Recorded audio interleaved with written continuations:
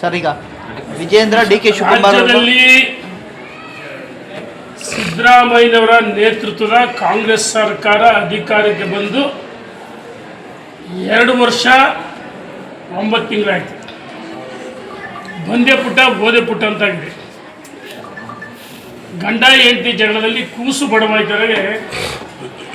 ಈ ಮುಖ್ಯಮಂತ್ರಿ, ಉಪಮುಖ್ಯಮಂತ್ರಿಗಳು, ಸಚಿವರುಗಳು, ಶಾಸಕರು ಬೀದಿ ಜಗಳದಿಂದ, ರಂಪಾಟದಿಂದ ರಾಜ್ಯದ ರೈತರು ಬೀದಿ ಪಾಲಾಗಿದೆ. ರೈತರು ಬೆಳೆದಂಥ ಭತ್ತ, ಮೆಕ್ಕೆಜೋಳ ಇತರ ಬೆಳೆಗಳಿಗೆ ಕೇಂದ್ರ ಸರ್ಕಾರ ಬೆಂಬಲ ಬೆಲೆ MSP ನಿಗದಿ ಮಾಡಿದೆ. ರಾಜ್ಯ ಸರ್ಕಾರ ಕೇಂದ್ರ ಸರ್ಕಾರಕ್ಕೆ ಬೆರಳು ಮಾಡಿ ತೋರಿಸ್ತಾರೆ. ಎಲ್ಲ ಕಡೆ ಮೆಕ್ಕೆಜೋಳ ಬೆಳೆದಂಥ ರೈತರು ಮೆಕ್ಕೆಜೋಳ ರಸ್ತೆ ಮೇಲೆ ಸುರಿತಾ ಇದ್ದಾರೆ. ಪ್ರತಿ ದಿವಸ ಕಚ್ಚಾಡ್ತಿದ್ದಾರೆ. ಬಹುಶಃ ಇದಕ್ಕೆ ಆಂತರಿಕ ಕಚ್ಚಾಟದಿಂದ ಸರ್ಕಾರ ಪತನ ಆಗ್ಬೋದು ಅಂತ ನಮಗೆ ಅನಿಸ್ತಾ ಇದೆ. ಬ್ರೇಕ್ಫಾಸ್ಟ್ ಆಯಿತು. ಮುಖ್ಯಮಂತ್ರಿಗಳು ಮನೆಯಲ್ಲಿ ಉಪಮುಖ್ಯಮಂತ್ರಿಗೆ ಸ್ವಾಗತ. ಇಡ್ಲಿ, ವಡೆ, ಖಾರಾಬಾತ್, ಕೇಸರಿಬಾತ್. ಇನ್ನು ನೆಕ್ಸ್ಟ್ ಡೇ 2 ದಿವಸ ಬಿಟ್ಟು ಉಪಮುಖ್ಯಮಂತ್ರಿಗಳ ಮನೆಯಲ್ಲಿ ಮಾನ್ಯ ಮುಖ್ಯಮಂತ್ರಿಗಳು ಹೇಳಿದರು, ನನಗೆ ಬೆಂಗಳೂರು ಕೋಳಿ ಸರಿ ಅನ್ಸಲ್ಲ, ರಾಮ್ನಗೆ ಕನಕಪುರದಿಂದ ನಾಟಿ ಕೋಳಿ ತರಿಸಿ ಟಿಫನ್ ಅಂತ ಹೇಳಿದ್ರು. ಅಲ್ಲಿ ತಟ್ಟೆ, ಇಡ್ಲಿ, ಚಿಕನ್ನು. ಎಲ್ಲಿ ಇವ್ರ ಸಂಬಂಧಗಳು? ಲಕ್ಷ್ಮಣ ರೇಖೆ ಕಾಂಗ್ರೆಸ್ ಹೈಕಮಾಂಡ್ ಬಹಳ ಬುದ್ಧಿವಂತಿಕೆ ಮಾಡ್ತಾರೆ. ಇವೆಲ್ಲ ಒಂದು ಕಡೆ ಸಿದ್ದರಾಮಯ್ಯನವರ ಸುಪುತ್ರ ಅವ್ರ ಬೆಂಬಲಿಗರಿಗೆ ಅಭದ್ರತೆ ಕಾಡ್ತಾ ಇದೆ. ಅದಕ್ಕಾಗಿ ಪ್ರತಿ ದಿವಸ ಹೇಳಿಕೆಗಳು ಕೊಡ್ತಾ ಇದ್ದಾರೆ. ಯತೀಂದ್ರ ಸಿದ್ದರಾಮಯ್ಯನವರು ಅವರ ಬೆಂಬಲಿಗರು ಹೇಳಿಕೆ ಕೊಡ್ತಾರೆ. ಒಂದು ಕಡೆ DK ಶಿವಕುಮಾರ್ ಆಪ್ತರು ಕಾದು ನೋಡಿ, ಅಧಿವೇಶನ ಮುಗಿದ ನಂತರ ರಾಮನಗರ ಶಾಸಕರು ಅಥವಾ ಅವ್ರ ಬೆಂಬಲಿಗರು.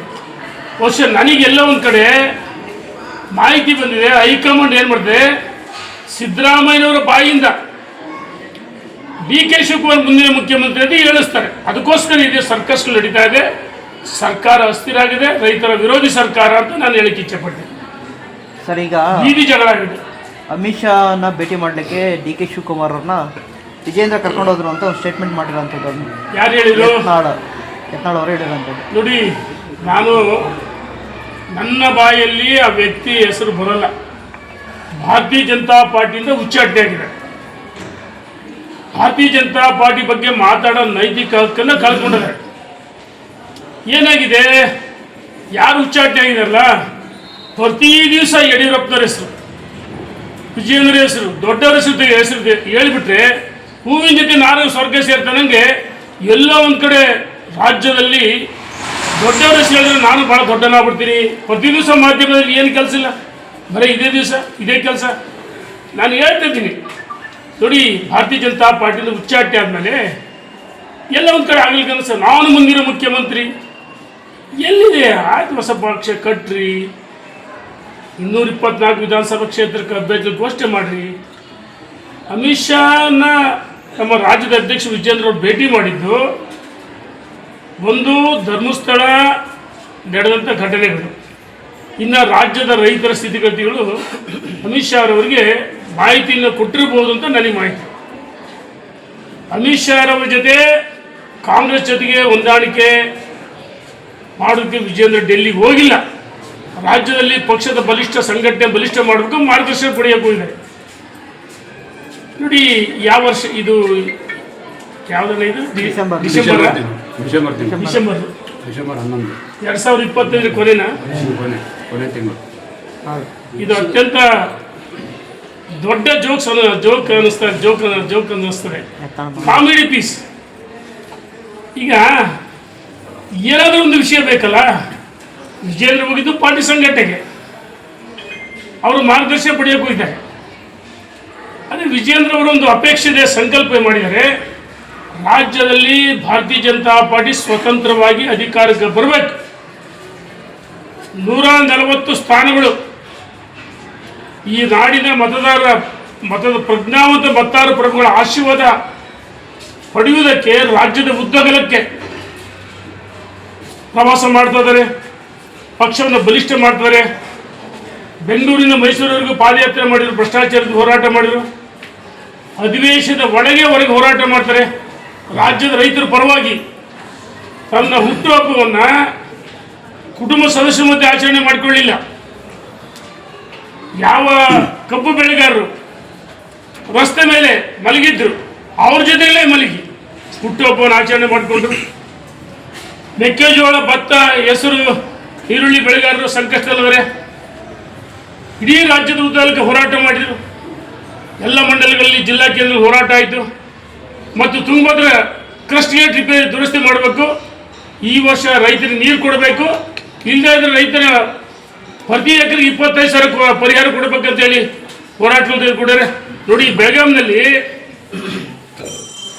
ಮೊನ್ನೆ ಮಂಗಳವಾರ ವಿಜಯೇಂದ್ರ ಅವರ ನೇತೃತ್ವದಲ್ಲಿ ಮೆಕ್ಕೆಜೋಳ, ಭತ್ತ, ಕಬ್ಬು, ನೀರುಳ್ಳಿ, ತುಂಗಭದ್ರಾ ನದಿ ಕ್ರಸ್ಟ್ ಗೇಟ್ ತಕ್ಷಣ ಅಳವಡಿಸಬೇಕು, ನೀರು ಕೊಡಬೇಕು, ಇಲ್ಲದೇ ಇದ್ರೆ ರೈತನ ಒಂದು ಎಕರೆಗೆ 25,000 ಪರಿಹಾರ ಕೊಡಬೇಕಂತೇಳಿ ಹೋರಾಟದ ಮುಖಾಂತರ ಸುವರ್ಣಸೌಧ ಮುತ್ತಿಗೆ ಹಾಕಿದ್ರು. ಈ ರಾಜ್ಯದ ಕಾಂಗ್ರೆಸ್ ಸರ್ಕಾರ ಭಾರತೀಯ ಜನತಾ ಪಾರ್ಟಿ ಹೋರಾಟವನ್ನು ಹತ್ತಿಕ್ಕಬೇಕಂತೇಳಿ ಬಂಧಿಸಿದ್ರು. ಇವರಿಗೆ ಅಧಿವೇಶನದ ಒಳಗಡೆ ನಿರುದ್ಯೋಗಿ ಯುವಕರು ಪ್ರೊಟೆಸ್ಟ್ ನಡೀತಾ ಇದ್ದಾರೆ, ರಾಜ್ಯದ ಜ್ವಲಂತ ಸಮಸ್ಯೆಗಳು. ಹಾಗಾಗಿ ವಿಜಯೇಂದ್ರ ಅವರು ಈ ಭ್ರಷ್ಟ ಕಾಂಗ್ರೆಸ್ ಸರ್ಕಾರ ವಿರುದ್ಧವಾಗಿ ಮತ್ತು ಪ್ರತಿಪಕ್ಷ ನಾಯಕರು ಒಟ್ಟಾಗಿ ಹೋರಾಟ ಮಾಡ್ತಾರೆ. ನಾನು ಹೇಳ್ತೀನಿ, ಯಾರು ಈ ವಿಷಯವನ್ನು ಪ್ರಸ್ತಾಪ ಮಾಡ್ತಾರೆ, ಇವತ್ತು ಪ್ರತಿ ದಿವಸ ಮಾತಾಡ್ತಾರೆ. ಒಂದ್ಸರಿ ಅಧಿವೇಶನದಾಗ ಹೇಳಿದರು 2,000 ಕೋಟಿ 3,000 ಕೋಟಿ ಮುಖ್ಯಮಂತ್ರಿ.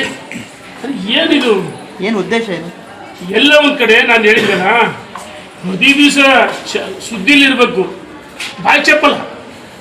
ಮೈಕ್ ಮಾಧ್ಯಮ ಸ್ನೇಹಿತರು ಕಂಡ ತಕ್ಷಣ, ಮೈಕ್ ಹಿಡಿದ ತಕ್ಷಣ ಬಾಯಿ ಚಪ್ಪಲಕ್ಕೋಸ್ಕರ ಇದು ಸುಳ್ಳು ಸುದ್ದಿಗಳು ಹಬ್ಬಿಸ್ತಾರೆ ವಿನ ವಿಜಯೇಂದ್ರ ಅವರ ಸಂಕಲ್ಪ ಇದೆ. ನೋಡಿ, ಅಮಿತ್ ಶಾ ಜೊತೆಗೆ DK ಶಿವಕುಮಾರ್ ಭೇಟಿ ಆಗಿಲ್ಲ, ಇದು 100ಕ್ಕೆ 100 ಸುಳ್ಳು. ಪಕ್ಷ ಸಂಘಟನೆ ಬಗ್ಗೆ ಮಾರ್ಗದರ್ಶನ ಪಡ್ತಾರೆ. ಈ ವರ್ಷದ 2025 ಡಿಸೆಂಬರ್, ನೀವು ಹೇಳಿದ್ರಿ, ಇದು ಈ ತಿಂಗಳು ಹೇಳ್ತಾರೆ, ಈ ಜನವರಿಗೆ ಹೇಳ್ತಾರೆ, ಡಿಸೆಂಬರ್ಲಿ ಏನೇನು ಘಟನೆಗಳು, ಯಾರ್ಯಾರು ಏನು ಮಾತಾಡಿದ್ರು ಅದೆಲ್ಲ ಡಿಸ್ಪ್ಲೇ ಆಗ್ಬೇಕಲ್ಲ. ಅದಕ್ಕೋಸ್ಕರ ಕಾಮಿಡಿ ಪೀಸು, ದೊಡ್ಡ ಜೋಕ್ಸ್ ಇದು ಅಂತ ಹೇಳಕ್ಕೆ ಇಚ್ಛೆ ಪಡ್ತೀವಿ. ಯಾವುದೇ ಚರ್ಚೆಗಳಾಗಿಲ್ಲ, 100ಕ್ಕೆ 100 ಸುಳ್ಳಿದು. ಈ ರೀತಿ ಮಾತಾಡ್ತಾರೆ. ಸರ್, ಸದಾನಂದ ಗೌಡರು DK ಶಿವಕುಮಾರ್ ಬಾಹ್ಯ ಬೆಂಬಲ ಕೊಡೋದಾದ್ರೆ ನಾವು ಸ್ವಾಗತ ಮಾಡ್ತೀವಿ ಅಂತ ಒಂದು ಮಾತು ಹೇಳಿದ್ರು. ಯಾರು ಹೇಳಿದ್ರು? ಸದಾನಂದ ಗೌಡ್ರೆ ಹೇಳಿದ್ರು. ಅಂದ್ರೆ ಬಿಜೆಪಿ ಗವರ್ಮೆಂಟ್ ಮಾಡ್ಬೇಕಾಗತ್ತೆ, ಅವರು ಕೊಟ್ರೆ ಅವರು DK ಶಿವಕುಮಾರ್ ಬೆಂಬಲ ಕೊಟ್ರೆ ನಾವು ಸ್ವಾಗತ ಸೇಮ್ ಮಾಡ್ತೀವಿ ಆಗುದು ಅಂತ ಅನ್ನೋ ಥರ ಮಾತಾಡಿ. ನೋಡಿ, ಈಗ ಸದಾನಂದ ಗೌಡರು ದೊಡ್ಡ ಮಾಜಿ ಮುಖ್ಯಮಂತ್ರಿಗಳು, ಕೇಂದ್ರದ ಮಾಜಿ ಸಚಿವರು. ಯಾವ ಅರ್ಥದಲ್ಲಿ ನನಗೆ ಮಾಹಿತಿ, ನಾನು ಸದಾನಂದ ಗೌಡರ ವಿರುದ್ಧ ಯಾವುದು ನೋಕ್ ಅವರು ಯಾವ ಅರ್ಥದಲ್ಲಿ ಹೇಳಿದರೆ ಏನು ಅಲ್ಲ. ಈಗ ಸದಾನಂದ ಗೌಡ್ರು ಹೇಳಿದ್ರೆ ಸರಿ, ಯತ್ನಾಳ್ ಹೇಳಿದ್ರೆ ತಪ್ಪು ಅಂತಲ್ಲ. ನೋಡಿ, ಸದಾನಂದ ಗೌಡರು ಪಕ್ಷ ಏನು ಅವರೇ ಬೆಂಗಳೂರು ಉತ್ತರದಲ್ಲಿ ಸ್ಪರ್ಧೆ ಮಾಡಲಿ ಅಂತೇಳಿ ಬೇರೆ ಅವಕಾಶ ಕೊಟ್ಟು ಪಾರ್ಟಿ ಒಳಗೆ ಶಿಸ್ತಿನ ಒಬ್ಬ ಸಿಪಾಯಿ. ನಾವು 10 ಸಾರಿ ಭೇಟಿ ಮಾಡ್ತೀವಿ. ಪಕ್ಷ ಮತ್ತೆ ರಾಜ್ಯದಲ್ಲಿ ಅಧಿಕಾರಕ್ಕೆ ಬರಬೇಕು ಅಂತ ಒಂದು ಕನಸಿದೆ, ಅದು ನನಸಾಗಬೇಕು. ನೀವೆಲ್ಲ ಒಟ್ಟಾಗಿ ಹೋಗಿದ್ದು ನಮ್ಮೆಲ್ಲ ಮಾರ್ಗದರ್ಶನ ಮಾಡಿದರೆ, ಎಲ್ಲರಿಗೂ ಮಾರ್ಗದರ್ಶನ ಮಾಡಿದರೆ. ಯಾರು ಇವತ್ತು ಮಾತಾಡಿದ್ದಾರೆ, ಸದಾನಂದ ಗೌಡರು ಪಕ್ಷದ ಒಳಗಡೆ ಪಕ್ಷ ಸಂಘಟನೆಗೋಸ್ಕರ ಅವರು ಸಮಯವನ್ನು ಕೊಡ್ತಾ ಇದ್ದಾರೆ. ಇವತ್ತು ಯಾರು ಮಾತಾಡಿದರೆ, ಪ್ರತಿ ದಿವಸ ಮಾಧ್ಯಮಕ್ಕೆ ಹೇಳಿಕೆ ಕೊಡ್ತಾರೆ, ಅವರು ಬಾಯಿ ಚಪ್ಪಲಿಗೆ ಹೇಳಿಕೆ ಕೊಡ್ತಾರೆ. ದೊಡ್ಡ ಜೋಕ್ಸ್ ಇದು, ಕಾಮಿಡಿ ಪೀಸು. ಭಾರತೀಯ ಜನತಾ ಪಾರ್ಟಿ DK ಶಿವಕುಮಾರ್ ಜೊತೆ ಯಾವುದೇ ಹೊಂದಾಣಿಕೆ ಇಲ್ಲ. ವಿಜಯೇಂದ್ರ ಅವರು ಕನಸಿನಲ್ಲಿಲ್ಲ, ಮನಸ್ಸಿನಲ್ಲಿ ಇಲ್ಲ. ಈ ರಾಜ್ಯದ ನಾಡಿ 6.5 ಕೋಟಿ ಜನರ ನಾಡಿ ಬಿಟ್ಟು ವಿಜಯೇಂದ್ರ ಗೊತ್ತಿದೆ. ಈ ಬಾರಿ ಬಿಜೆಪಿ ಅಧಿಕಾರಕ್ಕೆ ಬಂದೇ ಬರ್ತೀವಿ ಸ್ವತಂತ್ರವಾಗಿ. ಅವರ ಒಂದು ಕನಸಿದೆ, ಅದು ನನಸಾಗುತ್ತೆ. ಈ ರಾಜ್ಯದ ಜನರು ನನಸು ಮಾಡ್ತಾರೆ. DK ಬೆಂಬಲ ಯಾವುದೇ ರೀತಿ ಸರ್ಕಾರ ಬೇಡ ಅನ್ನೋದು ನಿಮ್ಮ ಅಭಿಪ್ರಾಯ? ನೋಡೋಣ. DK ಶಿವಕುಮಾರ್ ಅವರು ಕಾಂಗ್ರೆಸ್ ಕಟ್ಟಾಳ ಅಂತ ಅವರು ಹೇಳ್ಕೊಳ್ತಾರೆ. ಭಾರತೀಯ ಜನತಾ ಪಾರ್ಟಿ ತತ್ವ ಸಿದ್ಧಾಂತಕ್ಕೂ DK ಶಿವಕುಮಾರ್ ಅವರು ಓಲೈಕೆ ರಾಜಕಾರಣ, ಅವರು ಕುಕ್ಕರ್ಸ್ ಬ್ಲಾಸ್ಟ್ ನಮ್ಮ ಬ್ರದರ್ಸ್ ಅಂತ ಹೇಳ್ಕೊಳ್ತಾರೆ. ನಾವು ಯಾರು ದೇಶದ್ರೋಹಿಗಳು, ದೇಶದ ವಿರುದ್ಧವಾಗಿ ಭಾರತ ಮಾತೆಗೆ ಧಿಕ್ಕಾರಕ್ಕೆ ಹೋಗ್ತಾರೆ, ಅವ್ರ ವಿರುದ್ಧ ನಮ್ಮ ಹೋರಾಟ. ಹಿಂದುತ್ವ ಮತ್ತು ಹಿಂದುತ್ವ ನಾವು ಇಲ್ಲಿ ಬಾಂಗ್ಲಾದಲ್ಲಿ ಏನು ಕೇಸರಿ ಜೆಂಡಾ ಹಾರ್ಸೋಕ್ಕಾಗುತ್ತಾ? ಅವರೆಲ್ಲ ಏನಾಗಿದೆ, ಕಾಂಗ್ರೆಸ್ ಕಲ್ಚರೇ ಬೇರೆ, ನಮ್ಮ ಸಂಸ್ಕೃತಿನೇ ಬೇರೆ. ಹಾಗಾಗಿ ಯಾವುದು ನಮ್ಮವ್ರ ಮಧ್ಯೆ ಹೊಂದಾಣಿಕೆಯಲ್ಲ, ನೋ ಕಮಿಟ್ಮೆಂಟ್. ಸರ್, ಈಗ ಧರ್ಮಸ್ಥಳ ವಿಷಯ ಏನಂತಾರೆ ಸರ್? ಧರ್ಮಸ್ಥಳ ಬುರುಡೆ ಗ್ಯಾಂಗ್ ವಿಚಾರ ನೋಡಿ, ಬುರುಡೆ ಗ್ಯಾಂಗು ಷಡ್ಯಂತ್ರ ಅಂತ ನಾವು ಪ್ರಾರಂಭದಲ್ಲಿ ಹೇಳಿದ್ವಿ. ದಾವಣಗೆರೆಯಲ್ಲಿ ಪ್ರಪ್ರಥಮ ಬಾರಿಗೆ ನಾನು ರೈಲ್ವೆ ನಿಲ್ದಾಣದಲ್ಲಿ ಮಾಧ್ಯಮ ಸ್ನೇಹಿತರ ಜೊತೆ ಮಾತಾಡಿದೆ. ಮಹಿಳೆಯರಿಂದ ಪರಕೀಯ ಸೇವೆ ಮಾಡಿಸ್ತೀವಿ, ಇದು ಷಡ್ಯಂತ್ರ 16 ಬಾರಿ ಹೇಳಿದ್ದೆ. ಅದು ಷಡ್ಯಂತ್ರ. ಅವರು ಎಣಿದ ಬಲೆಗೆ ಅವರೇ ಕೆಡ್ಗೆ ಬಿದ್ದಿದ್ದಾರೆ. ನೋಡಿ, ಧರ್ಮಸ್ಥಳ ಬಹಳ ಪವಿತ್ರವಾದ ಕ್ಷೇತ್ರ. ಮಂಜುನಾಥ ಸ್ವಾಮಿ, ಅಣ್ಣಪ್ಪ ಸ್ವಾಮಿ ಸನ್ನಿಧಿಗೆ ಹೋದರೆ ಇಲ್ಲೊಂದು ಕಡೆ ನಮ್ಮ ಪಾಪ ಕರ್ಮಗಳು ಬಗೆಹರಿತು ಅಂತ ಒಂದು ನಮ್ಮೆಲ್ಲರಿಗೂ ಭಾವನೆ ಇದೆ.